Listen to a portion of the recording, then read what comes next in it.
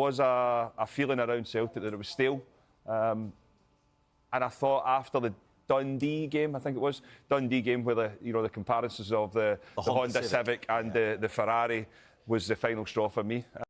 It is the morning of the Old Firm semi-final in the Premier Sports Cup. Welcome back to Fog Football, and what I'm going to do is pretty much wrap up all the wee little news stories into one video, because I don't think everybody this morning really cares about multiple feds. It's all about that game. It kicks off at 2 o'clock. Yeah, I'm currently recording this at, let me check my phone, 4 minutes past 5. Tell you what, it's getting cold. I feel like my hands are getting frostbite here. Probably should have put gloves on. But you know what, I'm going to hold my phone for the next 7-8 minutes and hopefully not get frozen. But anyway, yeah, I mean, where do we begin? Kris Boyd on Rodgers. Do we look at Steven Gerrard's comments pre-Aston Villa Liverpool? Do we even begin to attempt to dive into the rumours surrounding Kelechi Iheanacho? You know what, we'll start with Iheanacho. Why? I mean, apparently he's been released. I mean, I've seen a few WhatsApp screenshots, but see, until there's anything concrete in that, man, no one has a clue, right? See if I had a pound for every time someone created one of these WhatsApp rumours, man, you'd be a billionaire by now. Now, I thought maybe if he got released, that would make a bit of sense, because he was obviously a Rodgers signing. Rodgers out the door. I mean, there's rumours of he only wants to do 3 at the 5 days training or something, but either or. I don't think Kelechi Iheanacho's injured, released, and I've got a feeling that he might make the bench for the Old Firm match later on the day, which, I mean, obviously would give Celtic a boost. But at the same time, man, the fact that Rodgers has walked, like, Iheanacho would not be at Celtic without Brendan Rodgers, so it's not completely out the question. And I'm guaranteeing you that him going to Celtic was done off the back of Brendan Rodgers and promises that Brendan Rodgers made. And maybe Martin O'Neill, Sean Maloney and the rest of them can't fulfil those promises, so it would make sense from that point of view that he would essentially get booted out the door, or in this case some form of like mutual agreement. But at the same time, I mean, until it's actually concrete, there's no point really me talking about it much more. But to wrap it up, I mean, Celtic would be in bother if Iheanacho obviously got released. You'd be left with Callum Osmond, Shin Yamada and Johnny Kenny. That would be your options, and is that good enough? I don't think so. So we'll have to wait and see how that plays out. But anyway, we'll stick on the topic of Celtic before we move on to Steven Gerrard. Kris Boyd was speaking on Sky Sports Football earlier on today regarding, yesterday, on Gillette Soccer Saturday, talking about Brendan Rodgers. And Kris Boyd, he's doubled down on Brendan Rodgers. He thinks Brendan Rodgers was punching his own ticket, and I mean, it's beginning to look clear on that. And I mean, the news presenter was questioning him, saying, well, what about the character assassination?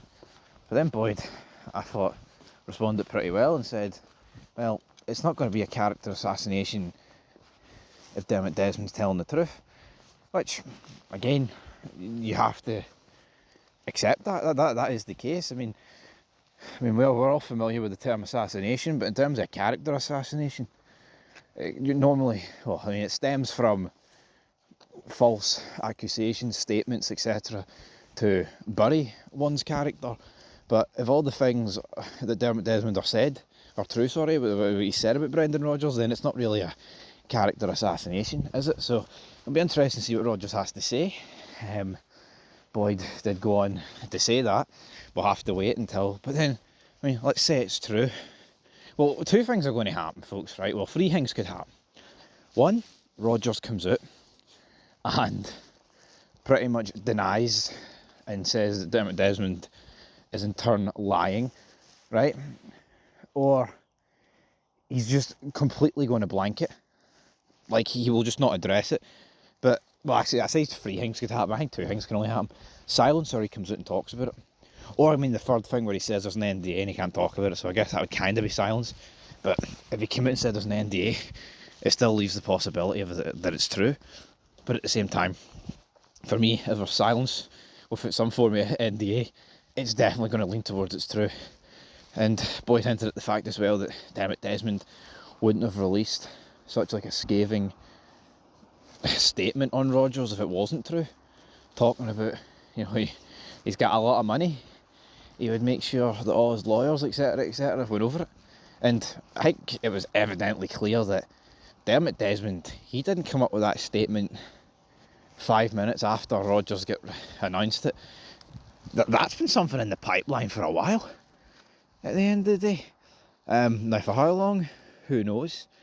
And obviously, but it's weird, like, Rodgers, when's he wanted to leave? Like, let's be honest, right? If Rodgers was thinking about leaving, even at the end of the transfer window, it doesn't make sense because you brought in Iheanacho. Now, I guess you could say, well, Rodgers just brought in Iheanacho in case he stayed. Maybe Rodgers didn't see that he would end up 8 points behind Hearts at time of his resignation. Honestly, man, for all these people that are saying it's because of the board, where's the proof? That's why he resigned. I mean, it's not solely down to the board. I honestly believe that Brendan Rodgers has fucking chucked it. He's been pushing for his way out, and he's seen that probably after that Hearts game was the perfect chance to do it, and he's done it. Because he's realised, well, here, if I leave now, Celtic fans are kind of going to be glad and treat me as a hero for leaving when it got really bad, rather than... But then it's a weird one, man. We're not going to know until Brendan Rodgers actually comes out and address it. You could spin it 100 different ways with how Brendan Rodgers dealt with it. But for me, like I said last week, it's pretty much a guy who thinks he's been hard done by the board. But at the end of the day, the board, are they really expected to go 110% in terms of backing on a guy that's not going to be there next year? And some people are referring to, but what about like Sir Alex Ferguson and all this stuff? Why are we pretending that Brendan Rodgers didn't get a penny spent on him in the summer? He did.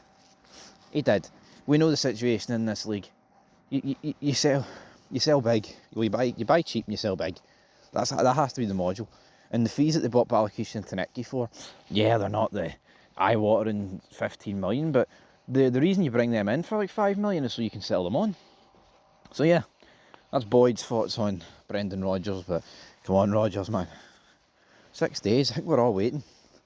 We need to hear the big Brendan on this, or else it does look like he just tucked his tail between his legs, bottled it for Derek McInnes and Danny Roll and Stephen Presley. That's what it looks like. It looks like he's just fucking bottled it. So yeah, we'll see how that goes. But finally, we'll end it on this note. Steven Gerrard said his heart was 100% there at Rangers, but obviously hinting towards structure, personnel problems, and nothing we didn't already know. I mean, like, again, we already knew this, but it's better obviously hearing it from Steven Gerrard's mouth. And maybe this is how we're going to hear it for Rodgers. Now, Rodgers, don't really recall him doing too much punditry, but once he does any form of interview or punditry or you name it, man, Brendan Rodgers is going to be asked questions about what happened. And that's, of course, what's happened with Stevie G here. First time in the limelight since the talks with Rangers broke down a couple of weeks ago. And here we are, him getting asked. I think he was standing next to Rio. And, I mean, some people are like, well, if his heart was 100% in it, then why didn't he come? Because you got to understand, if his heart's 100% in it, right, that doesn't mean because he said no that his heart's not 100% in it. He's looked at it and went, well, I don't want to go back and fail. And if he felt like he was going to fail, or was just going to lead to failure with the current structure and personnel, can you really blame him? And that's why, say you want about Danny Roll, I mean, I wasn't too happy about the appointment, and we'll see how it goes in weeks and months and hopefully years to come. But it feels like he was almost last resort, getting rejected by everyone, at every corner.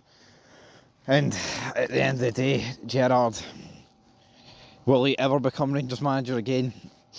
highly doubtful. I don't think he will, personally. I feel like this time it was make or break. But at the same time, man, the guy, in the summer, there was talks then, and then there was talks only a couple of months later. I think what it will take in the future for Gerrard is for relationships and people to be moved on in this club. And by relationships, I mean the Tellwell family tree. Because what is going on there? There's a Steneline fan goes past me here at 5:15. Anyway, leave your thoughts down below. Gerrard spoke out, Boyd spoke out, Iheanacho, what's going on there? But yeah, Old Firm semi-final. It's going to be a big day. It's going to be a shite day for one side. And that's going to be Celtic, because we all know Rangers are getting the job done. Yusuf Shamiti masterclass. I might stick it. Yusuf Shamiti hat-trick and Rangers to win 4-0. Who else is getting the other goal then? I don't know. Jack Butland overhead kick or something? That might happen. Anyway, leave your thoughts down below. And peace.